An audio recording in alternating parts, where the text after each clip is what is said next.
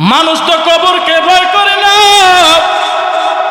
মানুষ তো হাসরের কঠিন ভয়াবহ দিনকে ভয় করে না, মানুষ তো মিজানের পাল্লাকে ভয় করে না, মানুষ তো ফুলসিরাতের 30,000 বছরের রাস্তা, চুলের চাইতে চিকন হীরার চাইতে ধারালো জাহান্নামের উপরে সে অবস্থিত ব্রিজকে মানুষ ভয় পায় না। এই জন্য বাবাজিরা আমার, আল্লাহ তাবারাকা ওয়া তাআলা বলেন, ওয়ামা খালাকতুল জিন্না ওয়াল ইনসা ইল্লা লিয়াবুদুন।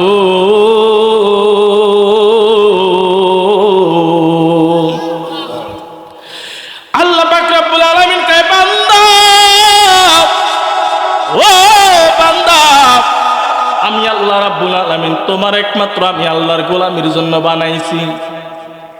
আমি আল্লাহ রাব্বুল আলামিন তোমাকে একমাত্র আমার ইবাদত করার জন্য পাঠাইছি এবং বানাইছি। এই জন্য বাবাজি আমার, আপনি একটু লক্ষ্য করে দেখেন, আদম সফিউল্লাহ থেকে ঈসা রুহুল্লাহ পর্যন্ত যত নবী রাসূল আল্লাহ দুনিয়াতে পাঠাইছে, অন্য নবীর উম্মতেরাও গুনাহ করছে, আমরাও তো গুনাহ করতেছি। অন্য নবীগণের উম্মতেরা পাপ করছে, আমরাও তো পাপ করেছি। এই জন্য এই কথাটা বলতেছি। আদম নবীর উম্মত বলেন, মূসা নবীর উম্মত বলেন, ইব্রাহিম নবীর উম্মত বলেন, সকল নবীর উম্মতেরা যখন পাপ করছে, আল্লাহ সাথে সাথে ডাইরেক্ট আযাব দিছে। কিন্তু বাবা, আপনাদের মধ্য থেকে এমনও ব্যক্তি আছে যারা আজকে ফজর নামাজ পড়ে নাই, জোহরের নামাজ পড়ে নাই, আসরের নামাজ পড়ে নাই, মাগরিবের নামাজও পড়ে নাই, এশারের নামাজও পড়ে নাই। কেউ কি বলতে পারবেন নি হুজুর, এই নামাজটা না পড়ার কারণে, আজকে জোহরের নামাজটা না পড়ার কারণে আল্লাহ পাক আমার জোহরের খাবারটা বন্ধ করে দিছে? এমন কেউ বলতে পারবেন নি আজকে এশারের নামাজটা না পড়ার কারণে আল্লাহ আমার রাতের খাবারটা বন্ধ করে দিছে? এই জন্য বাবাজিরা রে আমার, আল্লাহ তো তোমার অনেক আদর করে বানাইছে, আল্লাহ তো তোমার অনেক মায়া করে বানাইছে। কারণ আল্লাহ পাক রব্বুল আলামিন বলেন, লাকাদ খালাকনাল ইনসানা ফি আহসানি তাকওয়িম।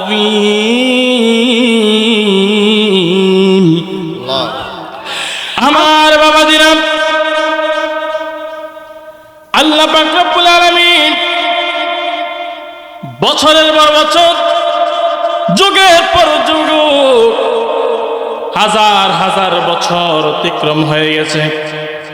আল্লাহ পাক রব্বুল আলামিন যুগে যুগে অসংখ্য নবী রাসূল পাঠিয়েছেন একমাত্র আপনার আমার হেদায়েতের জন্য। আজকে দেখেন, একটা গানের মঞ্চের আয়োজন করলে মানুষের জায়গা হয় না। আপনি একটু চিন্তা করে দেখেন, আজকের মাহফিলটা কত সুন্দর একটা বেহেশতের বাগান সাজানো হয়েছে, কিন্তু মানুষের কোনো দেখা নাই। বাবা, আজরাইলের হাত থেকে বাঁচার জন্য যদি ঘুষ দেওয়ার ব্যবস্থা থাকতো, মৃত্যুর হাত থেকে যদি বাঁচার জন্য ঘুষের ব্যবস্থা থাকতো, তাহলে আমার মনে হয় সর্বপ্রথম মানুষ ঘুষ দিত আজরাইলকে। কারণ মানুষ তো আল্লাহকে ভয় করে না, মানুষ তো কবরকে ভয় করে না, মানুষ তো হাসরের কঠিন ভয়াবহ দিনকে ভয় করে না, মানুষ তো মিজানের পাল্লাকে ভয় করে না, মানুষ তো ফুলসিরাতের 30,000 বছরের রাস্তা, চুলের চাইতে চিকন হীরার চাইতে ধারালো জাহান্নামের উপরে সে অবস্থিত ব্রিজকে মানুষ ভয় পায় না। এই জন্য বাবাজিরা আমার, আল্লাহ তাবারাকা ওয়া তাআলা বলেন, ওয়ামা খালাকতুল জিন্না ওয়াল ইনসা ইল্লা লিয়াবুদুন।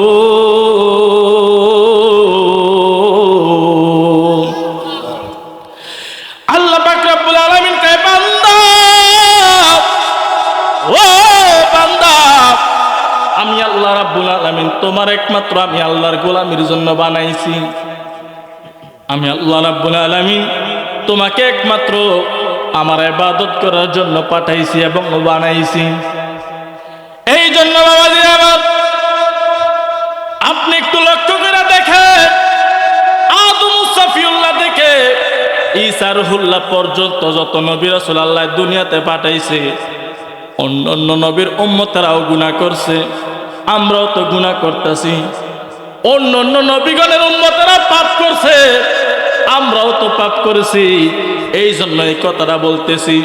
আদম নবীর উম্মত বলেন, মূসা নবীর উম্মত বলেন, ইব্রাহিম নবীর উম্মত বলেন, সকল নবীর উম্মতেরা যখন পাপ করছে, আল্লাহ সাথে সাথে ডাইরেক্ট আযাব দিছে। কিন্তু বাবা, আপনাদের মধ্য থেকে এমনও ব্যক্তি আছে যারা আজকে ফজর নামাজ পড়ে নাই, জোহরের নামাজ পড়ে নাই, আসরের নামাজ পড়ে নাই, মাগরিবের নামাজ পড়ে নাই, এশারের নামাজও পড়ে নাই। কেউ কি বলতে পারবেন নি হুজুর, এই নামাজটা না পড়ার কারণে, আজকে জোহরের নামাজটা না পড়ার কারণে আল্লাহ পাক আমার জোহরের খাবারটা বন্ধ করে দিছে? এমন কেউ বলতে পারবেন নি আজকে এশারের নামাজটা না পড়ার কারণে আল্লাহ আমার রাতের খাবারটা বন্ধ করে দিছে? এই জন্য বাবাজিরা রে আমার, আল্লাহ তো তোমার অনেক আদর কইরা বানাইছে, আল্লাহ তো তোমার অনেক মায়া কইরা বানাইছে। কারণ আল্লাহ পাক রব্বুল আলামিন বলেন, লাকাদ খালাকনাল ইনসানা ফি আহসানি তাকওয়িম।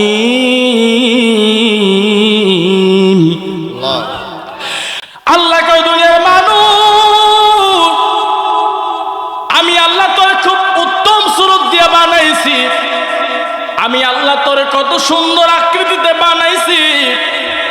অপর আয়াতের মধ্যে, অন্য একটা আয়াতের মধ্যে বলেছেন, ওয়াকুদুহান নাস ওয়াল হিজারা উইদ্দাত লিল কাফিরিন। আমি আল্লাহ রাব্বুল আলামিন জাহান্নামের আগুন ধরাইব দুইটা জিনিস দিয়া। দুনিয়ার আগুন ধরানোর জন্য লাকড়ির মাধ্যমে আগুনকে জ্বালানো হয়, পাথরের সাথে পাথর ঘষা দিলে আগুন ধরে যায়। কিন্তু বাবাজিরা আমার,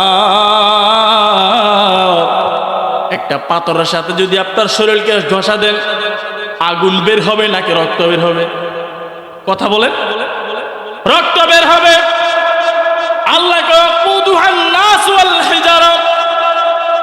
আমি আল্লাহ জাহান্নামের আগুন তখন আর লাকড়ির মাধ্যমে ধরাবে না, ওয়াকুদুহান নাস ওয়াল হিজারা, জাহান্নামের আগুন আমি আল্লাহ মানুষ এবং পাথর দিয়া আমি আল্লাহ জাহান্নামের আগুন জ্বালাবো। একদিকে বলছে মানুষকে খুব আদর করে বানাইছি, আবার আরেকদিকে বলছে আমি জাহান্নামের আগুন মানুষ এবং পাথরের মাধ্যমে জ্বালাবো। এই জন্য বাবা, ওই জাহান্নামের আগুন থেকে বাঁচতে হবে, জাহান্নামের আগুন থেকে আমাদেরকে বাঁচার জন্য উপায় খুঁজতে হবে, ঠিক নি? এই জাহান্নামের আগুন তো দুনিয়ার আগুনের মতো না। আমার নবী, আপনার নবী রাহমাতুল লিল আলামিন হুজুর পাক সাল্লাল্লাহু তাআলা আলাইহি ওয়াসাল্লাম, আমি আপনাদের মাঝে বয়ান করতেছি, আপনারা আমার সামনে বসে আছেন, আমার কথা শুনতেছেন। অনেকের কাছে ভালো লাগতেছে, আবার অনেকের কাছে খারাপ লাগতেছে, এটাই কিন্তু স্বাভাবিক। বাবা, নবীজি যখন হাদিস শরীফ বলতেন, সাহাবীরা কিন্তু জমিনের মধ্যে গড়ায় গড়ায় চোখের পানি ফালায়া ফালায়া কান্না করছে। আমার নবী ডাক দিয়ে কয়, সাহাবীরা রে, আজ থেকে ৭০,০০০ বছর আগের কথা। কত বছর? আজ থেকে ৭০,০০০ বছর আগের কথা। আল্লাহ পাক রব্বুল আলামিন জাহান্নামের মুখের মধ্যে এমন একটা পাথর জাহান্নামের মুখের মধ্যে পালাইছে, যে জাহান্নামের মুখের মধ্যে পাথরটা ফালাইছে, এই জাহান্নামের পাথরের যে মুখের মধ্যে পাথরটা ছাড়ছে, এই পাথরটা দুনিয়ার ৭০,০০০ গুণ বড়। আল্লাহু আকবার বলবেন না? আল্লাহু আকবার। এমন একটা পাথর জাহান্নামের মুখের মধ্যে ছাড়ছে গো। এই জাহান্নামের মুখের মধ্যে যে পাথরটা ছাড়ছে, এই পাথরের ওজন এবং বড় হচ্ছে দুনিয়ার 70,000 গুণ বড়। আমার নবী আপনার নবী কয় সাহাবীরা,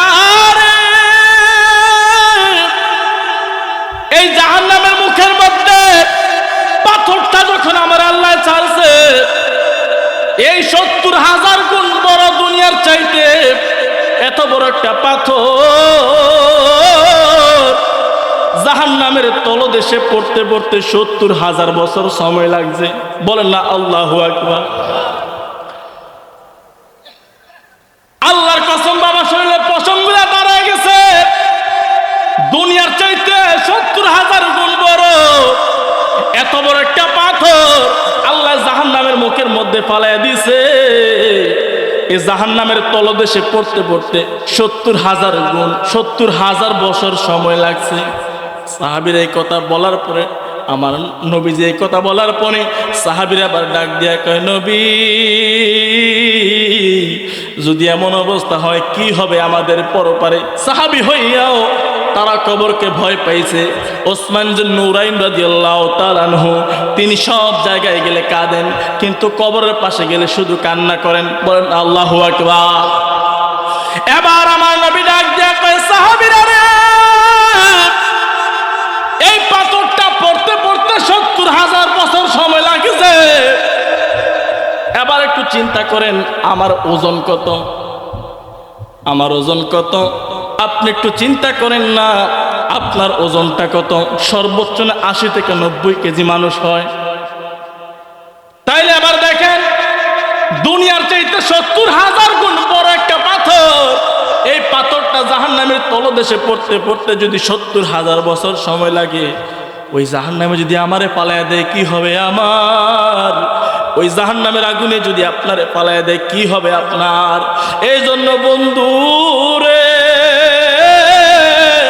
নবী যখন দুনিয়া থেকে ইন্তেকাল করবেন, নবী যখন দুনিয়া থেকে পর্দা বরণ করবে, আমার নবী হযরতে মা আয়েশা সিদ্দিকা রাদিয়াল্লাহু তাআলা আনহাকে বলতেছে, আয়েশা সালাত সালাত সালাত, নামাজ। এই জন্য আমার বাবাজিরা, বন্ধুরা,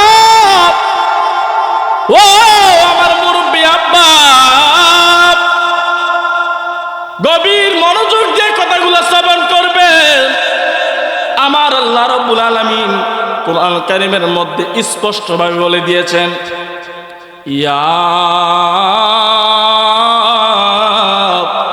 আইয়ুহাল্লাযীনা আমানুস্তাঈনু বিস-সাবরি ওয়াস-সালাহ ইন্নাল্লাহা মা'আস-সাবিরিন। আল্লাহ রাব্বুল আলামিন কয়, ইমানদারেরা রে, ও ইমানদারেরা, তোমরা ধৈর্যের সাথে নামাজ পড়ো, ধৈর্যের সাথে ইবাদত করো। নামাজ পড়তে গেলে ধৈর্য লাগে, কাজ করতে গেলে ধৈর্য লাগে, কর্ম করতে গেলে ধৈর্য লাগে, পড়াশোনা করতেও কিন্তু ধৈর্য লাগে। ওয়াজ শুনতেছেন, ধৈর্য সহকারে শুনতেছেন, বয়ান করতেছি, ধৈর্য সহকারে বয়ান করতেছি। এই জন্য আমার বাবাজিরা, যার জীবনে ধৈর্য বেশি তার জীবনে সফলতা বেশি, যার জীবনে ধৈর্য কম তার জীবনে হতাশা বেশি। দেখবেন একটা কাজ যখন আপনি করবেন ধৈর্য সহকারে করলে কাজটাও সুন্দর হয়, আর যখন ধৈর্য সহকারে তাড়াতাড়ি যখন কাজটা তাড়াহুড়া করে করবেন, দেখবেন বিল্ডিংটা ভাঙে আবার করতে হয়। আছে না? এই জন্য আমার বাবাজিরা, দুনিয়ার ঘরকে সুন্দর করার জন্য 20,000, 30,000, 50,000, 60,000 টাকার খাট বিছাইছো, সোফা বিছাইছো,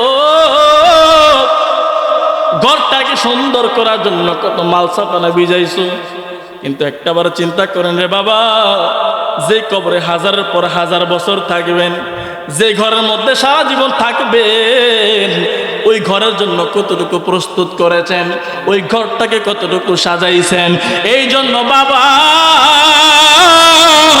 আল্লাহ নিজে কোরআনে বলেছেন, আল্লাহ পাক কোরআন কারীমের মধ্যে বলেছেন, বান্দারে তুমি যেই ঘরে সারা জীবন থাকবা, যেই ঘরে তুমি চিরস্থায়ী থাকবা, ওই ঘরকে তুমি কতটুকু সাজিয়েছ, ওই ঘরকে তুমি কতটুকু প্রস্তুত করেছ। এবার বান্দা ডাক দিয়া কয়, আল্লাহ কবরকে আবার কেমনে সাজায়। আল্লাহ কয় বান্দা তুই যখন আমারে আল্লাহ কইয়া ডাক দেস একবার, আমি আল্লাহ তোর ডাকে সারা দেই 10 বার। বল না সুবহানাল্লাহ। এই জন্য আমার বাবাজিরা, আমার নবী, আপনার নবী বলেন, একটা মানুষ যখন মরণের সময় হইয়া যায়, একটা মানুষ যখন মরণের সময় হইয়া যায়, ওই মরণের সময় তার দুইটা ঘাটি, একটা হচ্ছে ঈমানের সাথে মৃত্যু, আরেকটা হচ্ছে বেঈমানের সাথে মৃত্যু। এই জন্য বাবা, ঈমান নিয়ে মরতে পারলে কবরের মধ্যে শান্তির কোনো অভাব থাকবে না, আর যদি বেঈমান হইয়া মারা যাও কবরের মধ্যে অশান্তির কোনো শেষ থাকবে না। কথা বলেন ঠিক কিনা? এই জন্য আমার মুরব্বি বাবাজিরা, আমার নবী, আপনার নবী বলেন, আমার নবী আপনার নবী বলেন, একটা মানুষ যখন ইন্তেকাল করে, মানুষটা যখন বেঈমান হইয়া যায়, মানুষটা যখন মুনাফিক হইয়া মারা যায়, মানুষটা যখন আল্লাহর নাফরমান হইয়া মারা যায়, মানুষটা যখন নবী বিদ্বেষী হইয়া মারা যায়, মানুষটা যখন আল্লাহর নাফরমানি কইরা বেঈমান হইয়া দুনিয়া থেকে ত্যাগ কইরা যায়, আমার নবী আপনার নবী বলেন, যখন মালাকুল মউত আজরাইল তার সামনে হাজির হইয়া যায়, আজরাইল তো সাধারণ আজরাইল না। কেমন আজরাইল জানেননি? যে আজরাইলের মাথার উপর 7 সমুদ্র 13 নদীর পানি যদি মাথার মধ্যে ডাইলা দেয়, 1 ফোঁটা পানি আজরাইলের পায়ের মধ্যে পড়বে না। এবার চিন্তা করুন কত বড় আজরাইল। যে আজরাইলের মাথার উপর 7 সমুদ্র 13 নদীর পানি মাথার মধ্যে ডাইলা দিলে 1 ফোঁটা পানি পায়ের মধ্যে পড়বে না। কিন্তু আপনি আমি যখন মরণের সময় হইয়া যায়, হাসপাতালে নিয়ে যান অ্যাম্বুলেন্সের মাধ্যমে, দরজাও খোলা নাই, জানালাও খোলা নাই, হাওয়া বাতাস ঢুকারও কোনো ব্যবস্থা নাই, কিন্তু আজরাইল তো ঠিকই ওই গাড়ি থেকে আপনারা আমার নিয়ে যায়, আপনার বাবারে নিয়ে যায়, আপনার মারে নিয়ে যায়, আপনার আত্মীয় স্বজনের মধ্যে অনেকে গাড়ির মধ্যে ইন্তেকাল করেছে। একবারে চিন্তা করেন বাবা, ওই মুহূর্তের সময় আমার নবী আপনার নবী বলেন, তুমি যেই জায়গায় থাকো না কেন মৃত্যু তোমার সাথেই থাকবে। যেই জায়গার মধ্যে তুমি অবস্থান করো না কেন, তুমি যদি মাটির গর্তের মধ্যেও পলায়া থাকো, ওই মৃত্যু তোমার ওই জায়গার মধ্যে উপস্থিত হবে। আমার নবী আপনার নবী বলেন, যখন একটা মানুষের মরণের সময় হইয়া যায়, ওই মানুষটা যদি বেঈমান হইয়া যায়, ওই মানুষটার মরণের সময় হযরতে আজরাইল আলাইহিস সালাতু ওয়াস সালাম আসবেন, আয়েশা দেখবেন ওই বেঈমান শুয়ে আছে, ওই বেঈমানের এই শিয়রের মধ্যে আজরাইল বসবেন।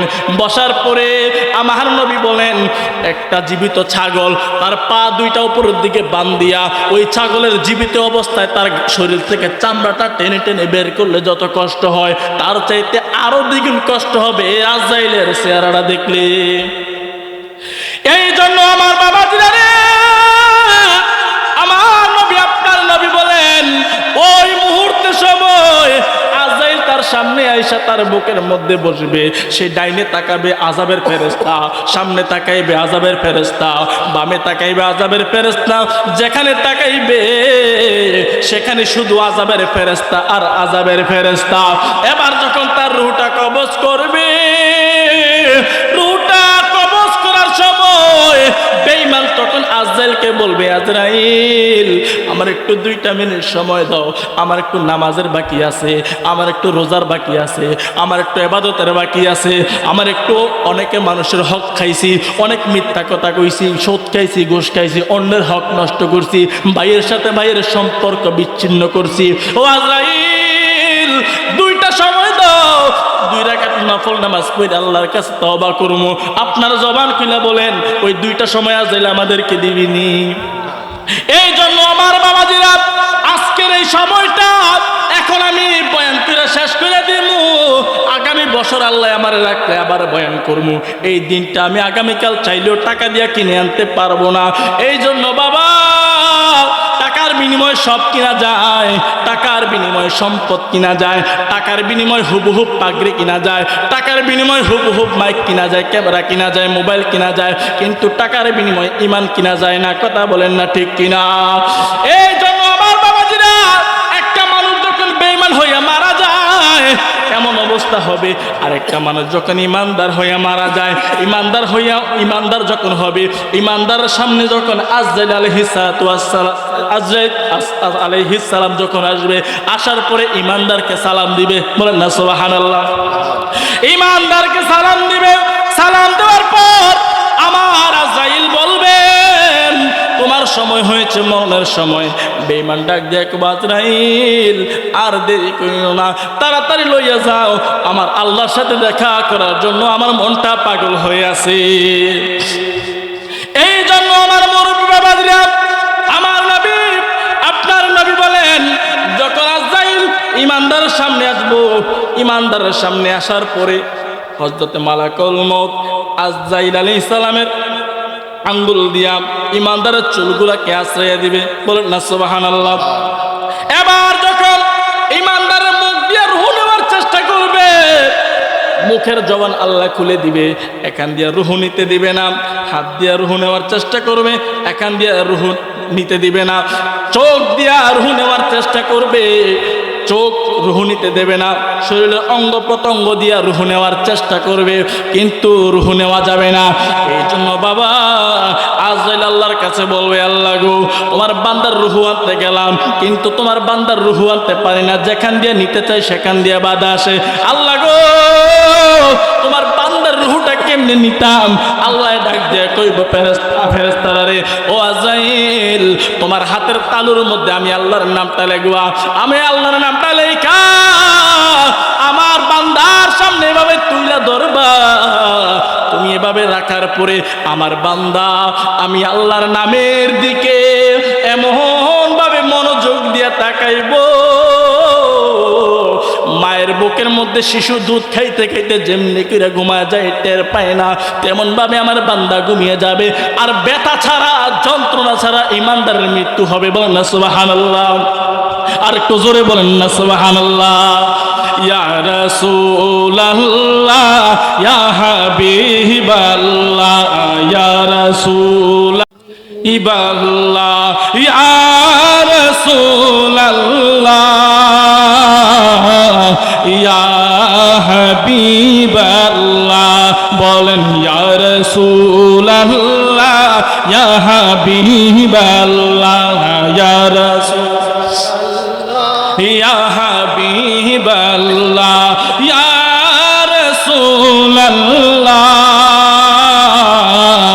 ইয়া হাবিবাল্লাহ।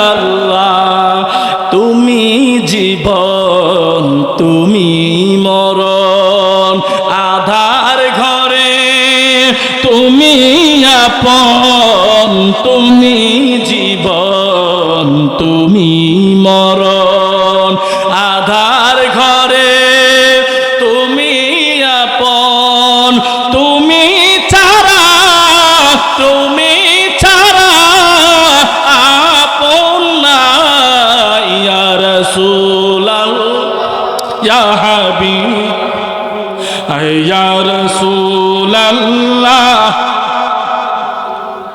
ইয়া রাসূলুল্লাহ, ইয়া হাবিবাল্লাহ।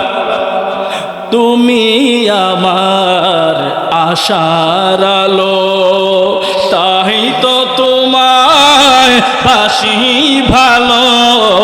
তুমি আমার আশার আলো, তাই তো তোমায় বাসি ভালো। হৃদয় নামের ফুলদানিতে, হৃদয় নামের নিতে গেতে রেখেছি প্রেমের মালা। ইয়া রাসূলুল্লাহ, ইয়া হাবিবাল্লাহ, ইয়া রাসূলুল্লাহ, ইয়া হাবিবাল্লাহ, ইয়া রাসূলুল্লাহ, ইয়া হাবিবাল্লাহ। বলেন ইয়া রাসূলুল্লাহ,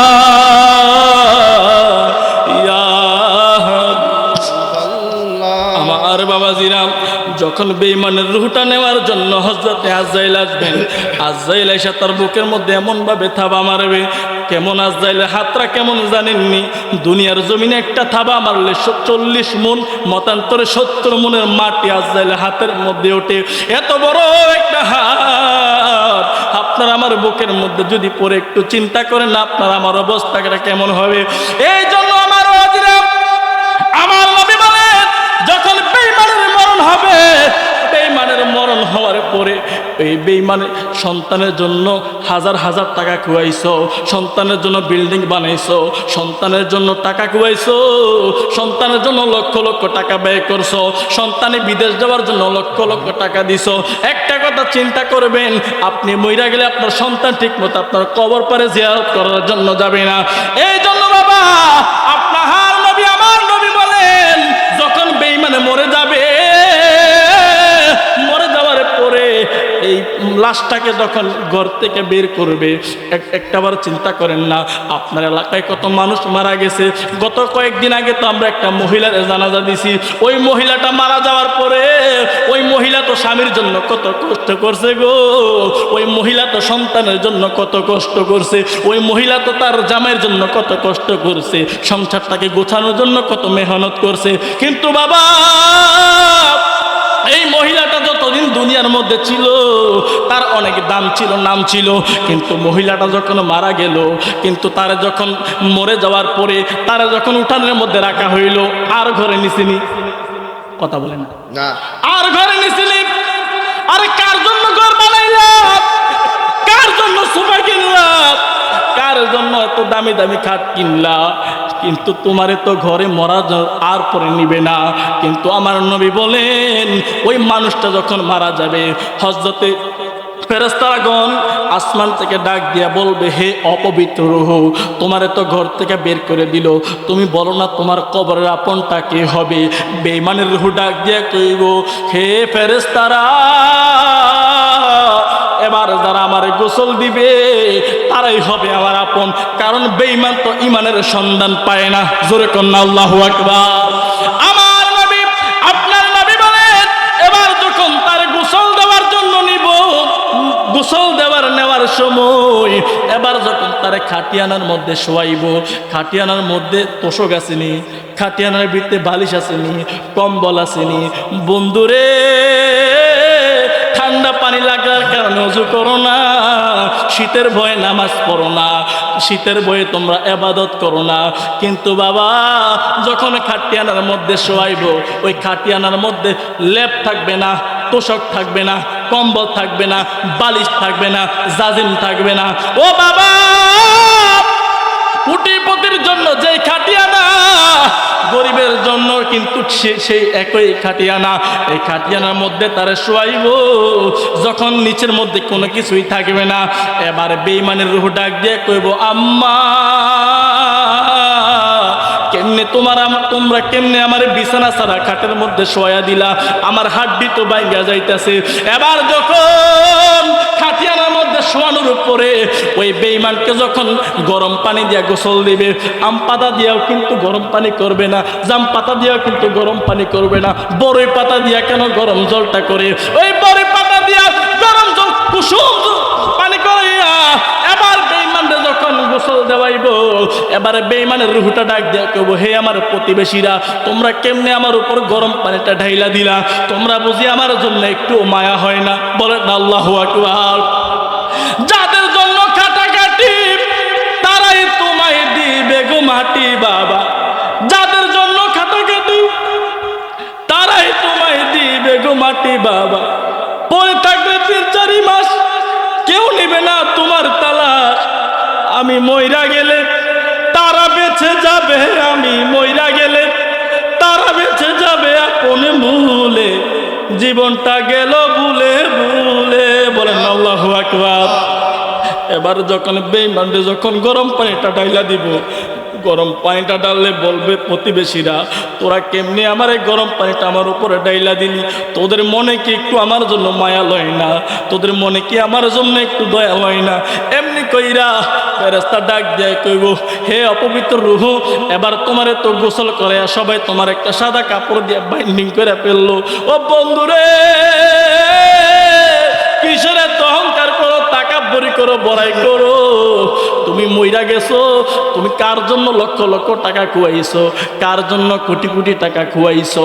দেখো না বাবা, 250 টাকার একটা বাস তোমার জন্য রেডি করবে, 999 টাকা দিয়ে তোমার জন্য একটা সাদা কাপড় কিনবে, 40 টাকা দিয়ে একটা সাবান কিনবে, 40 টাকা দিয়ে একটা আতর কিনবে, এমনি কইরে 1100 টাকা 1200 টাকার ভিতরে তোমার একটা প্যাকেট কইরা দিব, প্যাকেট কইরা খাটিয়ানের মধ্যে শোয়াই দিব। তোমার লাশের উপর কত মশা আসবে, কত মশা মাছি আসবে, কিন্তু তুমি মশা মাছিগুলাকে তাড়ানোর ক্ষমতাও তোমার নাই। বলেন না আল্লাহু আকবার। এই জন্য বাবা, এবার যখন কবরের দিকে নেওয়া হবে, এবার ফেরেশতারা ডাক দিয়ে কবে, হে অপবিত্র রূহ, এখন বলো না তোমার কবরের আপনটাকে হইব। এবার বেঈমানের রূহ বলবে, যারা আমার জানাজার নামাজ পড়াইব তারাই তো আমার কবরের আপন। ও বাবা, বন্ধু বন্ধু করো, তুমি যাদের সাথে বন্ধুত্ব করো, তুমি মারা গেলে তোমার কবরের পরেও মাটি দিতে যাবে না, কারণ তার ব্যস্ততার কোনো শেষ থাকবে না। এই জন্য বাবা, আমার নবী আপনার নবী বলেন, এবার যখন তারা জানাজা নামাজ পড়ানোর জন্য তাকে ঈদগাহে নেওয়া হবে বা মসজিদের মাঠের মধ্যে নেওয়া হবে, তাকে জিজ্ঞাসা করবে তোমার কবরের আপন কে হবে। বেঈমান ডাক দিয়ে কইব, যারা আমার কবরে নামবে তারাই আমার কবরের আপন হবে। জোরে কন্যা নাউজুবিল্লাহ। এবার যখন কবরে নামাবে গো, কবরে নামায়া দেওয়ার পরে হঠাৎ করে দুইজন কবর থেকে উঠে যাবে। কবর থেকে উঠে যাওয়ার পর আস্তে আস্তে করে তার কবরটাকে মাটি দিয়ে ভরাট করে দিব। 40 কদম যাইতে না যাইতেই ফেরেশতারা প্রশ্ন করার জন্য কবরের মধ্যে ছুটে আসবে। বলেন আল্লাহু আকবার। প্রশ্ন করবে, প্রথম প্রশ্ন করবে যে ফেরেশতাগুলোর নাম হচ্ছে নাকেরাইন, মানে মুনকার এবং নাকির। বলেন আল্লাহু আকবার। এই জন্য বাবাজিরা, মুনকার নাকির ফেরেশতারা বেঈমানের কবরের মধ্যে ভয়ঙ্কর সুরত নিয়া, আঙ্গুলগুলো অনেক বড় বড় কোদালের মতো থাকবো, চোখগুলা নীল নীল মতো ভয়ঙ্কর আকৃতি নিয়ে বেঈমানের কবরের মধ্যে ঢুকবো। বেঈমানের কবরের মধ্যে ঢুকার পরে বেঈমানকে সোজা কইরা বসাইবো। প্রথম প্রশ্ন করবো, মার রব্বুকা, তোমার রবকে? সে কইবো লা আদ্রি, আমি জানি না। দ্বিতীয় প্রশ্ন করবো, আমা দীনুকা, তোমার ধর্ম কি? সেই কইবো লা আদ্রি, আমি জানি না। 3 নাম্বার প্রশ্ন করবো, তোমার পাশে যে নবীকে দেখানো হয়েছে এই নবী সম্পর্কে তুমি কি বলা বলি করতা? মা কুনতা তাকুল বি হাক্কি হাজার রজুল, এই রাসূল সম্পর্কে তুমি দুনিয়াতে কি বলা বলি করতা? এই নবী সম্পর্কে তোমার কি আকীদা ছিল? এখানে তো মূল হাকিকত। বলেন আল্লাহু আকবার। ও বন্ধু, এই জায়গার মধ্যে তুমি আটকে যাও, সব জায়গার মধ্যে আটকে যাইবা। আমার নবী আপনার নবী বলেন, মানুষ মরে যাওয়ার পরে তার কবরের মধ্যে 5টা ঘাঁটি থাকে। 5টা ঘাঁটির মধ্যে সর্বপ্রথম হচ্ছে কবর। এই কবর থেকে যে বাঁচতে পারবে সে সব কিছু থেকে বাঁচতে পারবে, আর যে কবরের মধ্যে ধরা খাইয়া যাবে সে, তার জন্য হাসরও কঠিন, মিজানও কঠিন, পুলসিরাতও কঠিন। জোরে কন্না আল্লাহু আকবার। সালাতুন ইয়া রাসূলাল্লাহ, সালামুন ইয়া হাবিবাল্লাহ, আলাইকুম সালাতুন ইয়া রাসূলাল্লাহ, সালামুন ইয়া হাবিবাল্লাহ। এবার যখন বেঈমানকে বসাইবো, আমার নবী আপনার নবী বলেন, যখন প্রশ্নের উত্তর দিতে সক্ষম হবে না, আমার নবী আপনার নবী বলেন, হঠাৎ করে ডান পাশে মাটিটা আস্তে আস্তে করে বাম দিকে চলে আসবে, বাম দিকের মাটিটা আস্তে আস্তে ডান দিকে চলে আসবে। এমন ভাবে জোরে একটা চাপা মারবো, ডান পাশের হাড্ডিগুলা বাম পাশের হাড্ডির ভিতর দিয়া ঢুইকা যাইব, বাম পাশের হাড্ডিগুলা ডান পাশের হাড্ডির ভিতর দিয়া ঢুইকা যাইব, এই হাতের হাড্ডিগুলা ওই হাতের হাড্ডির ভিতর দিয়া ঢুইকা যাইব। ও বন্ধুরে, আমার নবী বলেন, ওই কবরের মধ্যে, এই সময়টার মধ্যে, এই কবরবাসীর কবর আওয়াজ, আযাব দেওয়ার কারণে যে কান্নার আওয়াজ হয়, এই কান্নার আওয়াজ যদি দুনিয়ার মানুষ, কোনো সাধারণ মানুষ শুনতো, তাহলে তার কানের মধ্যে রক্ত প্রবাহিত হইয়া মারা যাইত। জোরে বলেন আল্লাহু আকবার। এই জন্য আমার বাবাজিরা, এই জাহান্নামের আগুন থেকে বাঁচতে হলে, আল্লাহওয়ালা হইতে গেলে, এই জন্য বাবাজিরা আপনাকে সর্বপ্রথম দুইটা জিনিস আপনার ভিতরে থাকতে হবে। আল্লাহ পাক রব্বুল আলামিন, আমার কথা হচ্ছে একটা মানুষ কিভাবে বেহেশতি হবে, একটা মানুষ কেমনে ইমানদার হবে, একটা মানুষ কেমনে নাজাত প্রাপ্ত হবে, একটা মানুষ কি করলে বেহেশতি বডি নিয়ে কবরে যেতে পারবে। যার ভিতরে দুইটা জিনিস থাকবে সেই ব্যক্তি জান্নাতি হবে। যার ভিতরে দুইটা জিনিস থাকবে সে আল্লাহওয়ালা হবে। যার ভিতরে দুইটা জিনিস থাকবে সে নবীওয়ালা হবে। যার ভিতরে দুইটা জিনিস থাকবে সে আল্লাহর ওয়ালিওয়ালা হবে। জোরে কন্না আল্লাহু আকবার। এই দুইটা জিনিসের কথা আমার বানানো কথা না, এই দুইটা জিনিসের কথা আমার আল্লাহ স্বয়ং কোরআনে বলে দিয়েছেন।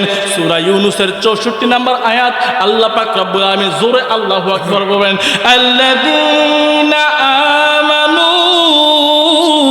ওয়া কানু ইয়াত্তাকুন।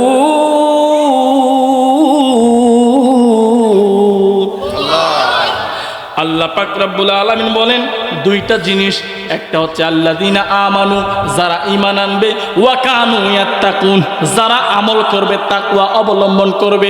ঈমানের কথা আগে আসছে নাকি আমলের কথা? এ জোরে কর, ঈমানের কথা না আমলের কথা? ফজরের নামাজ পড়ছি, কবুল হইব কিনা জানি না। জোহরের নামাজ পড়ছি, কবুল হইব কিনা জানি না।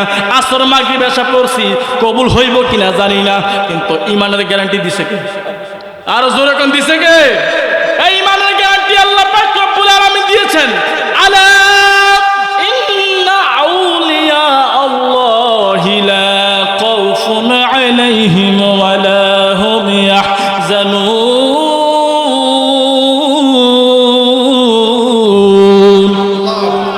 আল্লাহ কয় সাবধান, যারা আমি আল্লাহর বন্ধু তাদের দুনিয়া তো ভয় নাই, পরপারে ভয় নাই। কারণ কি? ঈমান আছে, আমল আছে। ঈমান আছে, ঈমান আছে, আরো জোরে বলেন, ঈমান আছে, আমল আছে। আল্লাহ পাক রব্বুল আলামিন যেন আমাদেরকে ঈমান ও আমল নিয়ে যেন কবরে যাওয়ার তৌফিক দান করে। জোরে পড়ি আমিন। নারায়ে তাকবীর, ইয়া রাসূলুল্লাহ, নারায়ে গাউসিয়া, নারায়ে গাউসিয়া। আহলে সুন্নাত ওয়াল জামাত জিন্দাবাদ, জিন্দাবাদ, আহলে সুন্নাত ওয়াল জামাত জিন্দাবাদ, জিন্দাবাদ। প্রধানমন্ত্রীর আগমন, চা স্বাগতম, শুভেচ্ছার স্বাগতম। প্রধানমন্ত্রীর আগমন, আল্লামা মুফতি গোলাম মুস্তাফা শাহ হুজুরের আগমন, চা স্বাগতম, এই মাহফিলের পক্ষ থেকে আল্লাহ শুভেচ্ছা। সকলে পড়ে আলহামদুলিল্লাহ। সম্মানিত হাজিরিন, সম্মানিত এলাকাবাসী, আপনারা যারা এদিকে সেদিকে ঘোরাফেরা করছেন,